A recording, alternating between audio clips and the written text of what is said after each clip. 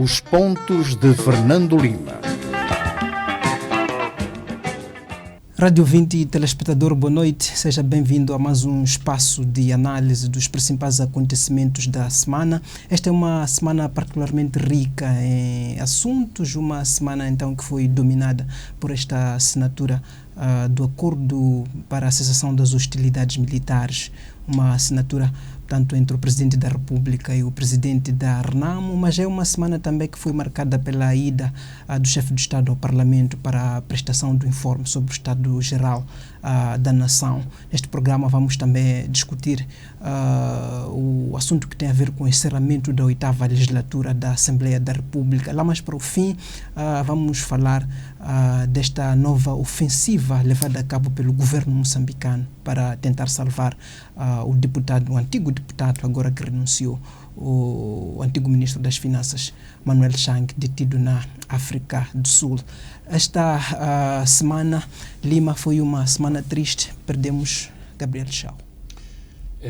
É uma referência incontornável da música moçambicana, claro, da música de referência do sul de Moçambique, uma vez que este país é muito rico, muito diverso e muito diferente em termos de manifestações culturais. De qualquer forma, o Gabriel Chao é uma figura incontornável do cancioneiro popular moçambicano. Fiquei a saber hoje com grande pena que aos 80 anos estava a tentar gravar o seu primeiro álbum, o que mostra quão desleixados somos todos nós moçambicanos sobre as figuras relevantes e incontornáveis da nossa cultura. Espero que alguma coisa tenha sido possível gravar, mas também aconteceu quase o mesmo em relação a Fanny Fumo, uma vez que as recolhas discográficas em relação a este outro ícone da nossa música e da Marrabenta também, em termos técnicos, são muito pobres. O Gabriel Chao também tem outra faceta que me parece importante, é que ele aliou sempre a sua atividade cultural a um sentimento forte de nacionalismo, e isso me parece muito importante. Pessoalmente, eu conheci o Gabriel Chao no tempo colonial, e isto, vindo do meu background de filho de colonos, foi uma coisa muito importante nas minhas vivências e na minha experiência, ter esta possibilidade de participar em muitas festas que eram abrilhantadas em ambiente familiar pelo Gabriel Chao. Muito bem, Lima escolheu como facto da semana, portanto, o arranque já segunda-feira da construção da fábrica de liquefação do gás em Pau. Escolhi este tema pela seguinte modo, porque, digamos, há debates apaixonados sobre esta questão do gás e sobre os projetos do gás. Uns que defendem que o gás vai resolver os nossos problemas, e outros setores da opinião que acham que o gás é uma maldição, ou que não é aquilo que se pensa em termos de benesses para Moçambique e para os moçambicanos. O ponto pode ser espelhado, por exemplo, numa recente entrevista que Magid Osman, o antigo Ministro das Finanças, deu a um canal de televisão local, em que, me parece, de forma realista, tentava refriar essas mesmas expectativas, dizendo: sim senhor, é verdade que o país pode ter grandes receitas, mas as receitas não estão ao virar da esquina. E aquilo que aconteceu foi que, 2 dias depois, o INP, o Instituto Nacional de Petróleos, sem dizer que estava a tentar contrariar o antigo ministro, vinha a referenciar todos estes números que servem de bandeira aos projetos do gás, e nem 24 horas depois o PCA da ENH veio dizer quase a mesma coisa. Eu diria o seguinte, é importante assinalar o início da construção das fábricas de gás. Vi hoje que um jornal lhe chama plantas por comodidade de tradução, de traduzir do inglês plant para planta. Não há nenhuma planta. A planta seria o croquis, o esquema da própria fábrica. Há, de facto, duas fábricas que vão ser construídas, que vão transformar o gás que vem do subsolo aquático ao largo da costa de Cabo Delgado e que depois o transformam num produto que pode ser transportado quer para uso interno, quer para o exterior e, portanto, corresponde a um projeto de liquefação. Então, acho que uma das responsabilidades do governo, das instituições ligadas ao governo e de outras entidades é exatamente de gerir essas expectativas. E gerir as expectativas e também tomar passos importantes para que, de facto, o gás beneficie os moçambicanos, nomeadamente os contratos, a questão do Fundo Soberano, a questão da formação profissional e do emprego para moçambicanos nos projetos do gás, nos projetos indiretos que têm a ver com o gás, alimentação, transporte, outro tipo de serviços, porque não tem que ser necessariamente trabalhar nas fábricas nas fábricas do gás e no também não menos controverso projeto de conteúdo local, nomeadamente os vários modelos que podem revestir a chamada lei do conteúdo local e, sobretudo, a aplicação em termos práticos daquilo que é o conceito de conteúdo local que, no fim de tudo, reflete esta ambição de os moçambicanos participarem e também se beneficiarem do gás. Portanto, é um marco incontornável o lançamento das fábricas, mas não nos esqueçamos que em 14, 15 também esperávamos que isto viesse a acontecer nesses anos e estas expectativas foram goradas e só vieram a acontecer 4 anos depois. Portanto, temos que ter, em última análise, uma aproximação conservadora, eu diria, em relação a estes projetos. Muito bem, certamente, como disse, este é um passo muito importante neste caminho rumo à exploração do gás natural. Vai ser também na segunda-feira ser inaugurada, portanto, a vila de reassentamento da população que foi abrangida pelas operações petrolíferas em Afungi. Um processo que não foi tão pacífico como talvez podia ter sido. Lima, vamos avançar para os temas que elegemos para esta noite, a começar mesmo por este, chamaria de assunto da semana, que foi a assinatura do acordo de cessação das hostilidades militares na quinta-feira passada no Chitengo, um acampamento turístico do Parque Nacional da Gorongosa. Antes de entrarmos nas questões de fundo, Lima esteve na Gorongosa, esteve em Chitengo. Qual é a fotografia daquela quinta-feira? Bem, eu penso que, ao contrário do que se poderia imaginar, havia como que uma satisfação contida em relação a este acordo. E isto tem a ver com várias questões muito objetivas. No passado houve outros acordos e esses mesmos acordos tiveram os seus problemas. Aliás, se não tivessem estes problemas, não estaríamos a assinar o terceiro acordo de cessação de hostilidades. Uma questão de conjuntura, no dia anterior à assinatura do acordo, foi anunciado que a não muitos quilómetros do Chitengo, portanto, mais a norte, na zona de Nhamapaça, houve, eu vou-lhe chamar um incidente, porque, tanto quanto eu sei, não houve vítimas mortais, mas várias viaturas foram alvejadas.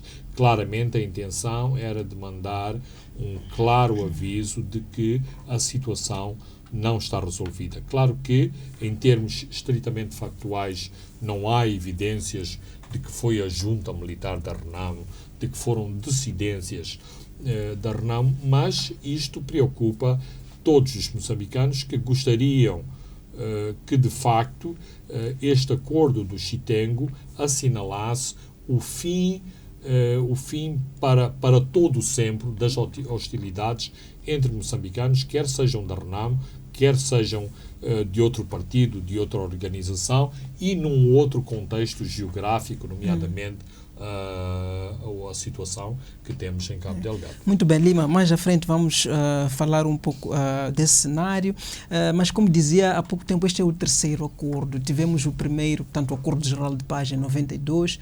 Em 2014, nas vésperas das eleições, portanto, tivemos também portanto, a assinatura do acordo para a cessação das hostilidades militares na altura entre o presidente Afonso Dhlakama e o presidente Armando Guebuza. A despeito de toda a euforia que tanto foi gerada pelo acordo desta semana, a pergunta, e é justo fazê-la, será desta vez que Moçambique irá viver uma paz definitiva? A ser uma resposta afirmativa, o que é que mudou? O que é que vai ser diferente agora? Bem, o que mudou é que as duas experiências passadas mostraram tudo o que de errado se fez para que não fossem eliminados os germes, os vírus da violência. Há um setor de moçambicanos que pensam que a paz é uma operação comercial, que a paz se compra. Ora, a paz não se compra. A violência, o sentimento de turbulência numa sociedade, o termômetro da instabilidade de uma sociedade não é uma operação comercial. Ele reflete um mal-estar que existe nessa sociedade, em que nem todas as pessoas são tratadas como iguais. Nós partimos para o Acordo de Roma em 1992 com o sentimento que havia uma alteração de fundo no sistema político moçambicano. A Constituição de 1990 é uma Constituição multipartidária que dá acesso à participação de todos os moçambicanos no espectro político de Moçambique, e o acordo, ele em si, e em termos de hostilidades ou de beligerância militar, era um acordo onde não havia vencedores e nem vencidos. Ora, aquilo que acontece anos depois é que, de facto, na prática, uma parte dos moçambicanos começou-se a interpretar a si própria como vencedor e os outros eram os vencidos, e aquilo que havia a respeitar eram os resultados eleitorais. Aqui há dois problemas. Um é o problema de que as eleições, temos dúvidas se estas eleições correram de acordo com aquilo que os cânones institucionais, formais, oficiais indicavam. E, por outro lado, pelo abandono do espírito do Acordo de Roma, que é este espírito de nem vencedores nem vencidos, e que este espírito de abertura, de tolerância, de transparência, de integração das pessoas que, por exemplo, não estão de acordo com o partido maioritário, não seriam marginalizados. Num determinado momento, na última década, houve inclusivamente esta tendência de dizer que o Acordo de Roma estava morto, porque já não existia, já tinha passado o seu tempo. Ora, este não é o meu entendimento, e eu penso que uma das razões que está na base desta violência e deste desentendimento entre os moçambicanos é que exatamente o espírito do Acordo de Roma devia sempre prevalecer, independentemente do espaço temporal em que ele foi assinado. Então, isto responde à interrogação que é evidente na tua pergunta, que é este acordo será de facto o último se percebermos o que é que correu mal entre 1992 e 2019. Ou seja, se partirmos para as eleições e se aqueles que perderem as eleições são para ser deitados no caixote do lixo, são para ser marginalizados, são para ser meros figurantes no processo de desenvolvimento de Moçambique, vamos abrir a porta a novas hostilidades. Falávamos antes do gás. O gás tem que ser para todos os moçambicanos. Se houver filhos e enteados no processo do gás, estamos a abrir a porta para outro tipo de hostilidades. Aliás, não será a violência de Cabo Delgado uma parte deste puzzle complicado da própria situação de desigualdade. Temos que nos interrogar e temos que encontrar soluções abrangentes para este tipo de problemas, para as assimetrias. Porquê que, geograficamente, uma parte deste país vota massivamente na oposição? É porque esses partidos têm melhores programas que o partido que está no poder? Se calhar não.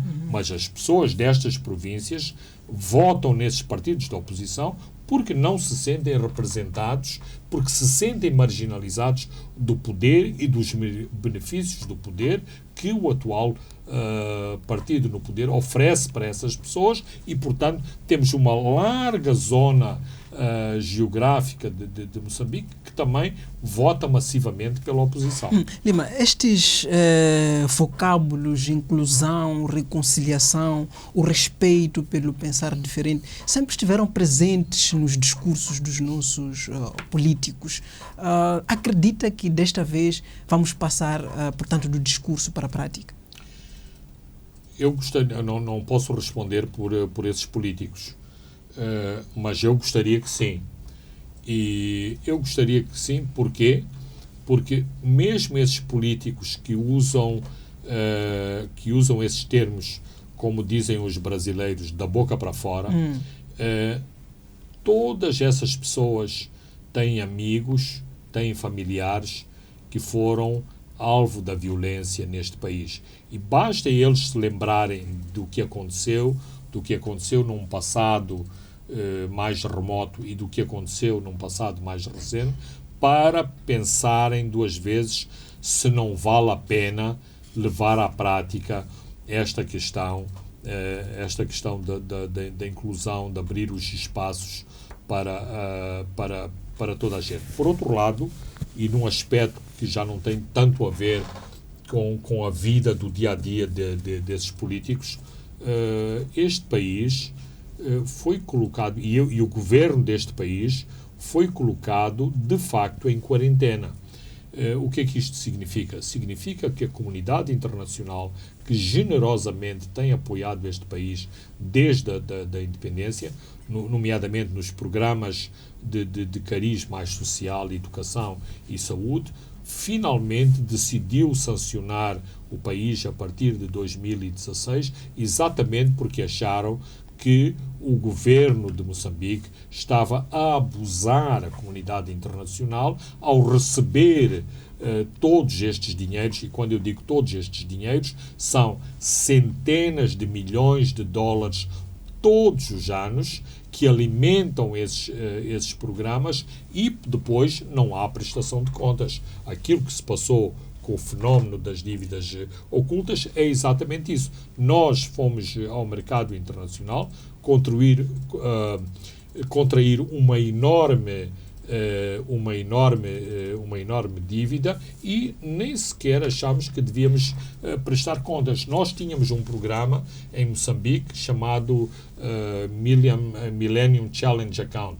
Este programa de, se não me engano, 4 anos, dava ao país cerca de 500 milhões de dólares. 500 milhões de dólares não reembolsáveis.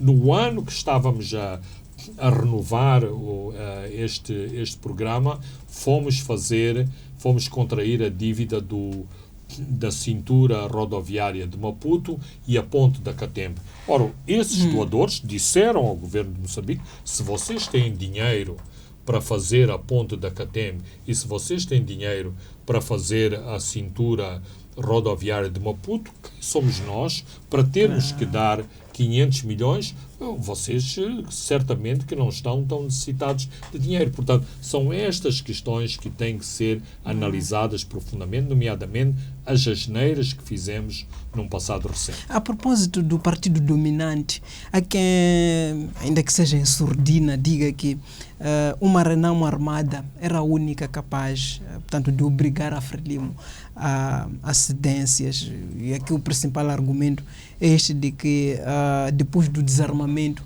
podemos ter uma Frelimo mais arrogante, uma Frelimo mais... Fazem ou não sentido esses receios? Bem, eu acho que sim, que faz todo sentido. Aliás, isto faz com que, e isto parece um contrassenso, setores importantes da sociedade moçambicana, da opinião pública moçambicana, têm dado um apoio tácito às atividades da Renamo, nomeadamente esta contradição de ser um partido com representação parlamentar e ser um partido que faz a violência nas estradas moçambicanas, exatamente porque veem a Renamo como um contrapeso da sociedade moçambicana.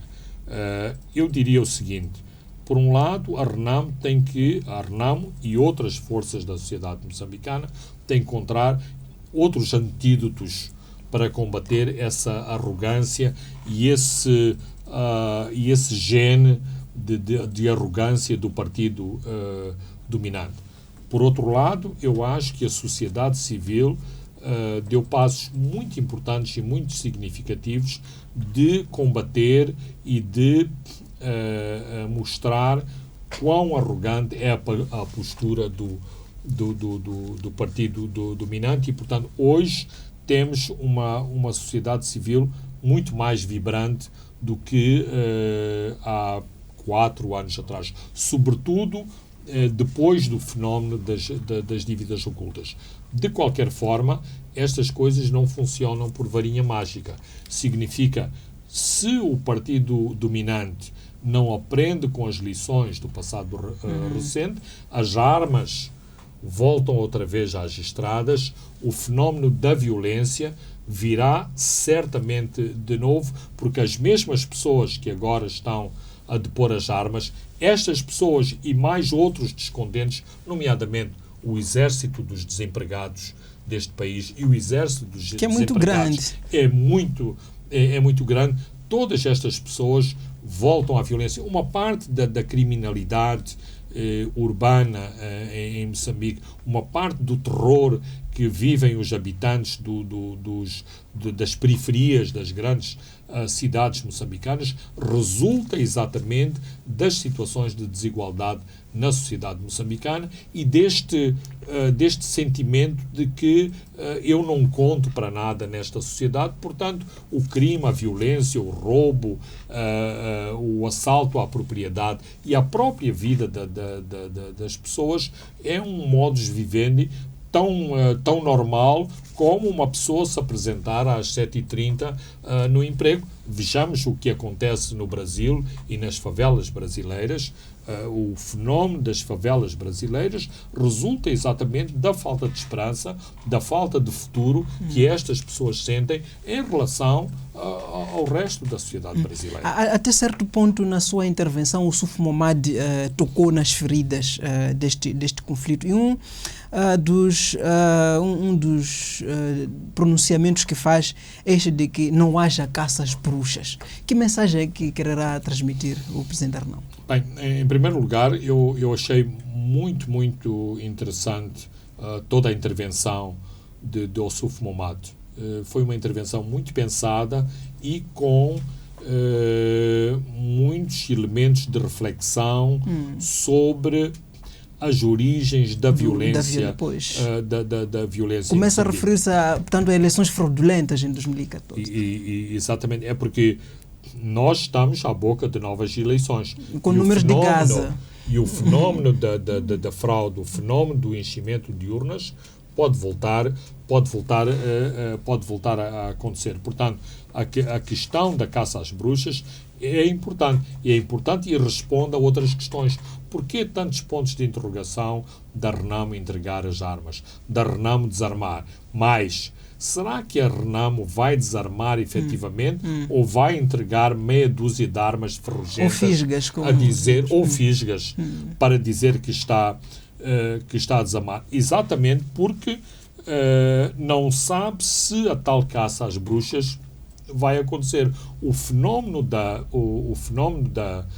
dos esquadrões da morte, que teve a sua zona de maior atividade no centro de Moçambique, eu não vou dizer que decapitou a Renamo, mas privou a Renamo de grande parte dos seus quadros de base ao nível da zona central de Moçambique, começando na Zambésia e vindo até Manica e Sofala, embora tivéssemos outros casos, nomeadamente questões de terror em Inhambane e em Nampula, que geograficamente não são considerados centro de Moçambique. Portanto, a Renamo, quando fala de caça às bruxas, sabe exatamente das dezenas de quadros que perdeu ao longo do último ciclo de violência, em que vários dos seus membros foram mortos com um tiro na testa. O Suf Mohamed lembrou também, como dizíamos há pouco tempo, que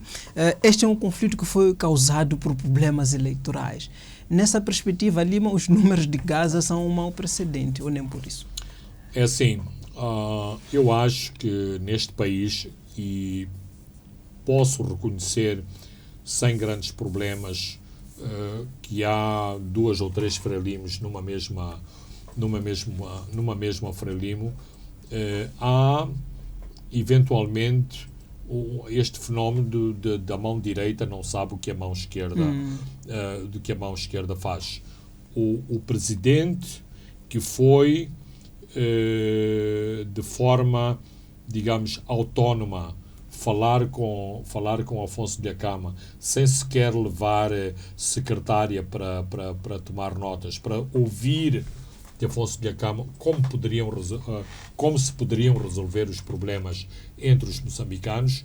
É no seu mandato que um jurista foi assassinado, é no seu mandato que um académico e um jornalista foram espancados, é no seu mandato que aconteceram os esquadrões da morte.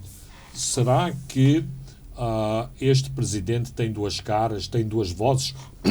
Ou será que no seu partido existem outras vozes que não estão de acordo com esse diálogo, com as políticas de descentralização? Portanto, eu não quero desculpabilizar o presidente, nem sequer é essa a minha função, mas alguém esteve por detrás dos números de Gaza. E esse alguém, e se o presidente quiser mostrar a sua autoridade, essas pessoas, esses indivíduos e essas instituições deviam ser penalizadas duramente, porque o que aconteceu em Gaza é um escândalo e é um escândalo inaceitável. Como viu o anúncio da União Europeia por falar das eleições tanto para a observação do processo? Eu penso que a União Europeia quis dar um sinal público, porque já o vem dando em termos de contactos privados com o governo, de que vai estar atenta ao próximo processo eleitoral. Ou seja, este governo e o partido que dá base ao atual governo têm sido tacitamente avisados que a credibilidade do país e do governo deste país dependem de 2 fatores próximos. E os fatores próximos são o acordo de paz, ou seja, o entendimento com a oposição, a eliminação das raízes da violência e da confrontação entre o governo e a Renamo, e também da credibilidade das próximas eleições. Nas poucas visitas que o Presidente tem feito ao Ocidente, mas não só por essa via, a direção deste país tem sido repetidas vezes avisada sobre estes dois aspectos. Cabe ao governo do dia aceitar ou não essas premissas. Logo, o anúncio de que estarão presentes nas próximas eleições mais de 100 observadores é um sinal claro que a União Europeia está a dizer: nós queremos estar atentos aos fatores e aos ilícitos eleitorais que descredibilizam a democracia em Moçambique. Muito bem, Lima, vamos observar o nosso intervalo. Assim, caro ouvinte e telespectador, não saia daí porque nós voltamos com mais incidências daqui a pouco. Até já. Os pontos de Fernando Lima. Muito bem, regressamos para a segunda e última parte do nosso programa. Lima, antes de avançarmos para outros temas, queria só ouvir o seu comentário sobre dois pontos relacionados a este assunto, portanto, que tem a ver com a assinatura deste acordo. O primeiro são estes chamados de incidentes que aconteceram horas antes da assinatura do memorando, do acordo, mas também o Suf Momad já está em Maputo.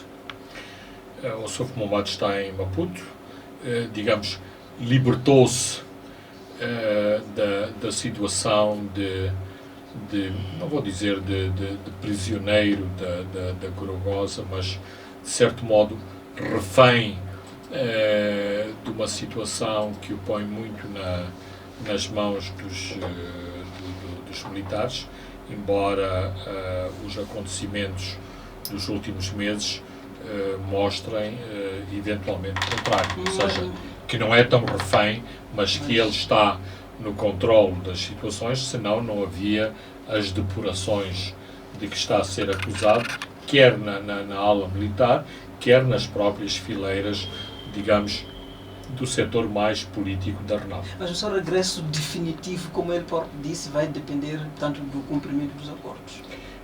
Vai depender dos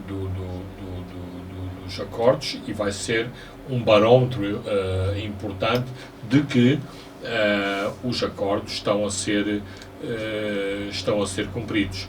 Claro que nós, os moçambicanos, estamos sempre, quando acontecem estas coisas, estamos sempre a ver um filme que já vimos antes. E, por exemplo, ontem à noite, quinta-feira, o Suf Momad regressou a Maputo, teve uma recepção muito calorosa, mas muito longe da recepção que Afonso de Acama teve quando, na noite de 4 de setembro de 2014, regressou em Maputo e disse que as brincadeiras iam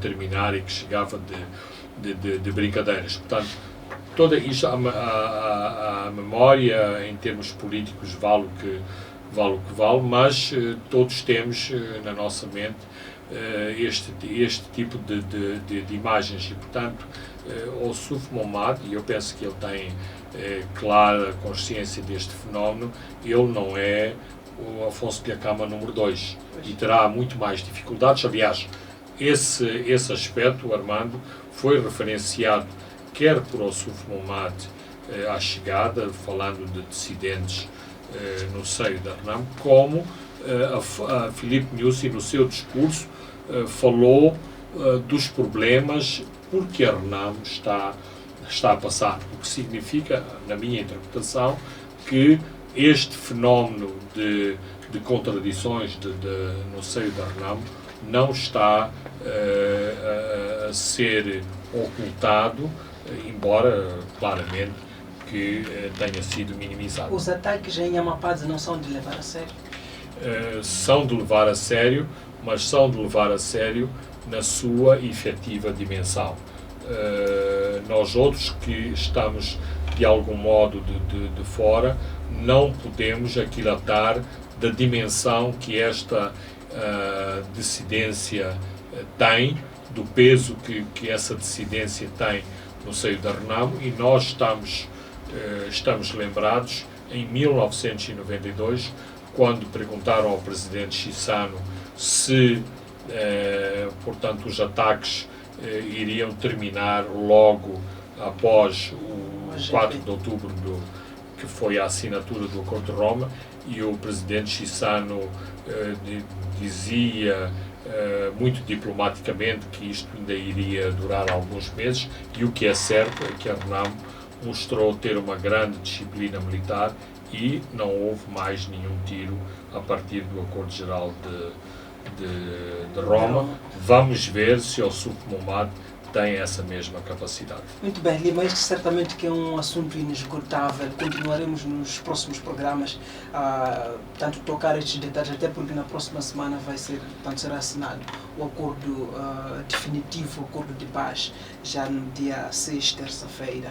E até lá teremos, novos desenvolvimentos. Vamos avançar. Esta semana também foi marcada pela ida do Presidente da República ao Parlamento. Filipe Nyusi foi prestar o seu último informe sobre o Estado-Geral da Nação. Mais do que a radiografia do ano, Nyusi foi ao Parlamento fazer o balanço do quinquênio. Geralmente o Presidente vai ao Parlamento em dezembro, mas porque estamos em ano eleitoral, Filipe Nyusi teve que ir no último dia de julho à chamada Casa do Povo. No fim, o Presidente disse que o Estado da Nação é de esperança e, há um futuro, essa confiança.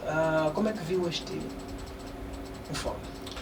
Bem, começando pela esperança, o ditado diz que a esperança é o último a morrer. Logo, todos temos que ter esperança e temos que ter esta expectativa que o futuro será melhor do que a atual situação, que o dia da manhã será melhor do que o hoje. Estamos num ano eleitoral e isso condiciona muito este tipo de intervenções. Para a oposição, importa de dizer que tudo o que o Presidente disse, que tudo que o chefe do governo disse tem que ser minimizado, que foi adulterado, que não corresponde à realidade. Para o chefe do governo, para o chefe de Estado, e é sobretudo o chefe de Estado que esteve na Assembleia da República a prestar contas, de algum modo é tudo cor-de-rosa, ou seja, perde-se muito algum do eventual sentido de autocrítica que uma intervenção desta natureza possa ter. É razoável num ano eleitoral, numa democracia, termos o Presidente a ir ao Parlamento à porta das eleições com um discurso que, como disse, algumas leituras o consideram como de pré-campanha, num cenário em que o Presidente nem tem direito a perguntas? Bem, aqui temos outro tipo de problemas. O formato deste tipo de intervenção, nomeadamente este aspecto de não haver perguntas, que não é modelo único, ou seja, não é exclusivo do Estado moçambicano, e por outro lado também não existe um formato convencionado, nem que seja por acordos tácitos com todas as partes envolvidas, nomeadamente com os partidos representados no Parlamento, do que deve revestir e qual deve ser o formato da intervenção. Na minha opinião, o Presidente usou uma plataforma que lhe foi oferecida para enaltecer aquilo que foi a sua governação e, claramente, para dizer é isto que vai acontecer se eu for eleito, sem o dizer, é isto que vai acontecer se conseguir o apoio da maioria dos moçambicanos em outubro. Há um entendimento de que o Presidente falou mais de escolas, falou mais de hospitais, falou mais de estradas que construiu, falou mais de carteiras que distribuiu e passou à margem dos principais assuntos, que dizem respeito à governação, assuntos que têm a ver com o Estado de Direito democrático, assuntos que têm a ver com os direitos humanos, que são esses assuntos que se espera que um Presidente da República, um chefe de Estado aborde. Lima tem o mesmo entendimento? Bem, o entendimento não é meu, o entendimento é dos estrategos que estão à volta do Presidente e do próprio Presidente. O meu entendimento é que ele tentou eleger as suas bandeiras eleitorais como o acento tónico da sua intervenção. Todos os outros aspectos que referenciaste aqui foram também tocados na intervenção, não com o mesmo ênfase, mas é questionável se, por exemplo, o Parlamento, e via o Parlamento os moçambicanos, o Presidente referiu isso especificamente, que se estava a dirigir ao país através do Parlamento, se os moçambicanos têm que ser bombardeados com estes números.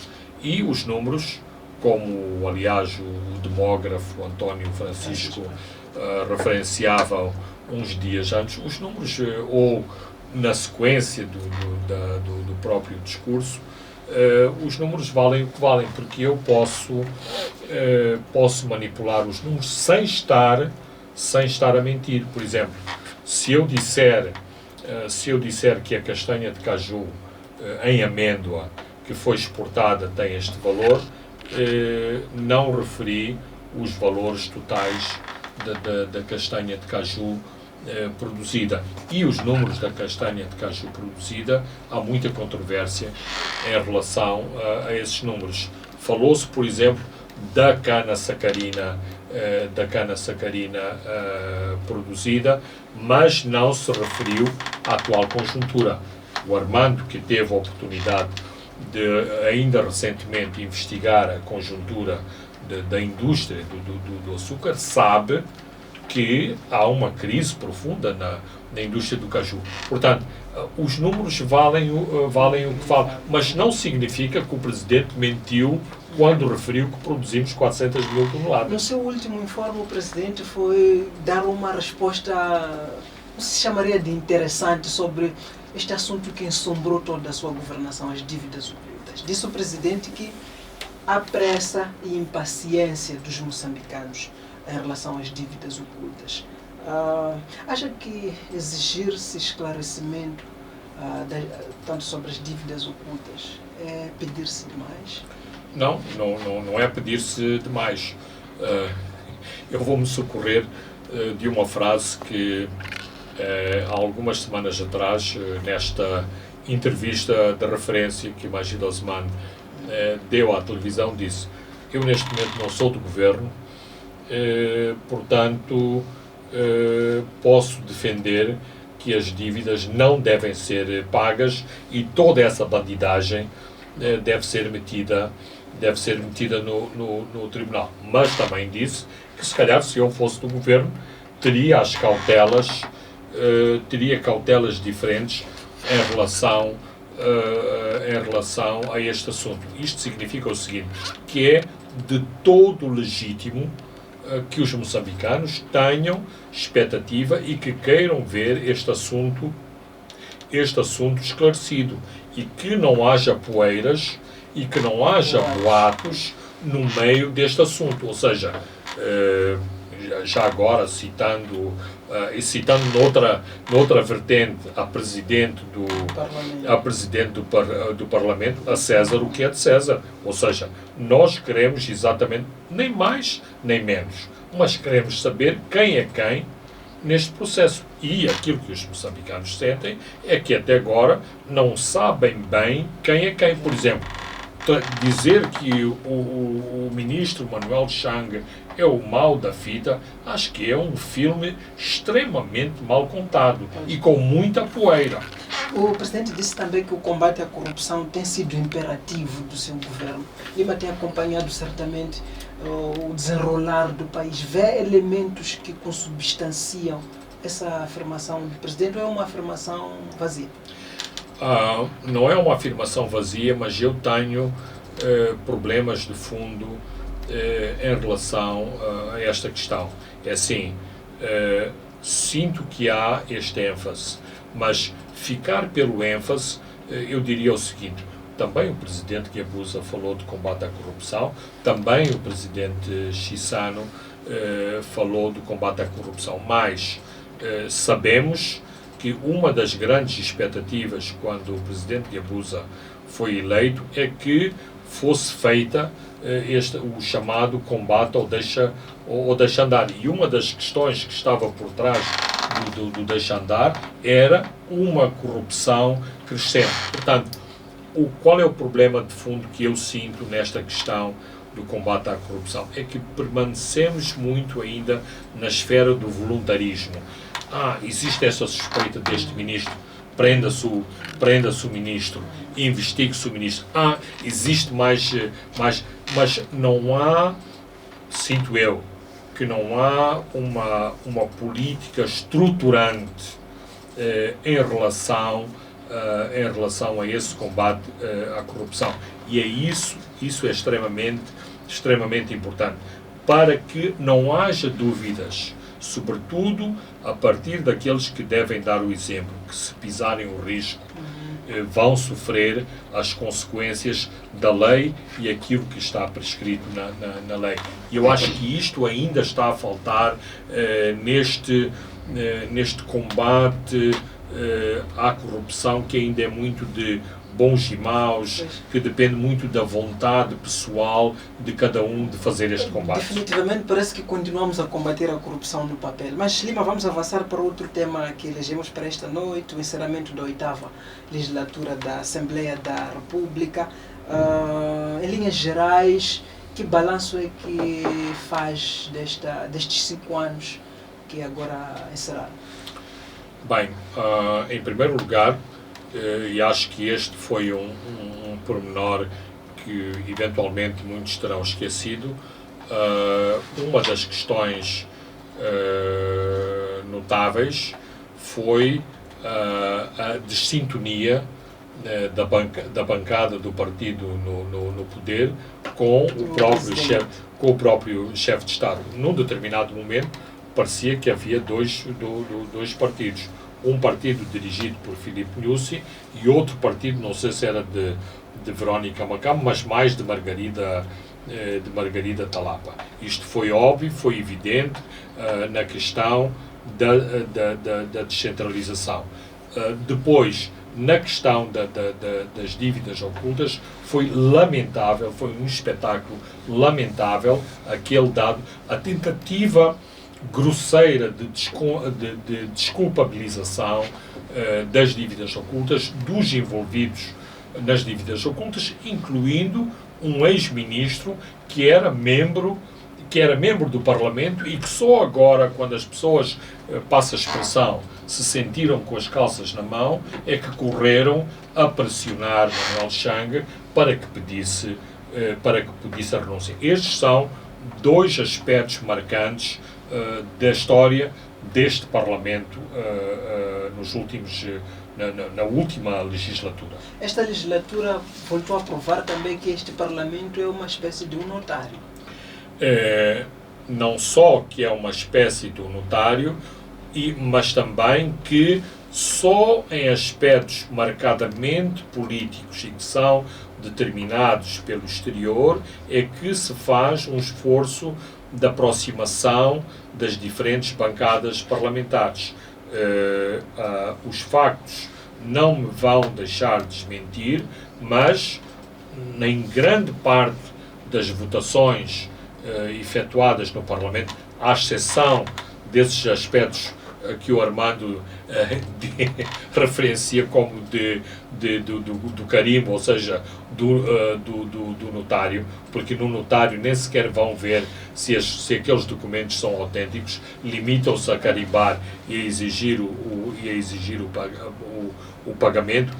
Em grande parte dos atos que exigiram votação, o partido dominante votou sozinho, a oposição votou contra, ou quando muito, um partido absteve-se e o outro votou contra. Ora, isto para mim mostra que continua a haver muito pouco esforço para todas as bancadas trabalharem construtivamente no sentido de acolher as peças legislativas que aquela casa passa. Mas também continuamos a ter um parlamento onde os deputados discutem quem tem um penteado mais bonito, quem tem as calças mais bonitas, ao invés de se discutir os verdadeiros assuntos da nação. Lima, não será tempo este de se pensar talvez numa eleição direta dos deputados que possam, tanto, fazer valer esta ideia de representatividade do povo?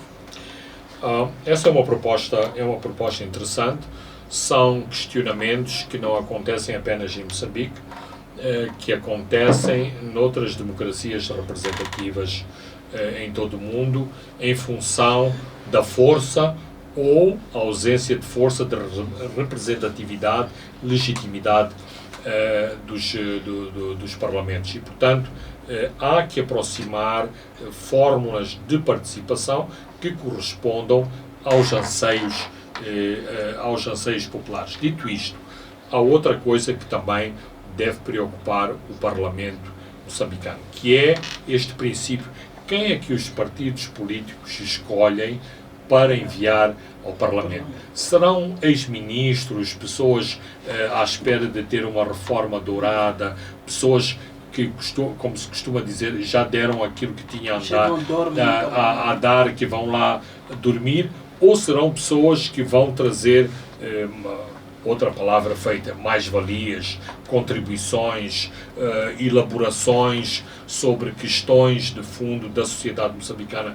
Temos visto muito poucas intervenções estruturantes no Parlamento. A qualidade da legislação passada no Parlamento é muito pobre, é muito fraca, não obstante ouvirmos os dinheiros que são despendidos em assessores, em comissões, em consultorias para se elaborarem determinados documentos para o Parlamento. Então, estas coisas têm que ser refletidas, e não me parece, por aquilo que conheço das listas já propostas à Comissão Nacional de Eleições para os candidatos à futura legislatura, que esta preocupação com a qualidade dos novos parlamentares esteja assegurada. Muito bem, o Parlamento, portanto, esta legislatura fecha com mais uma lei de amnistia, salvo erro, a segunda ou a terceira na nossa história.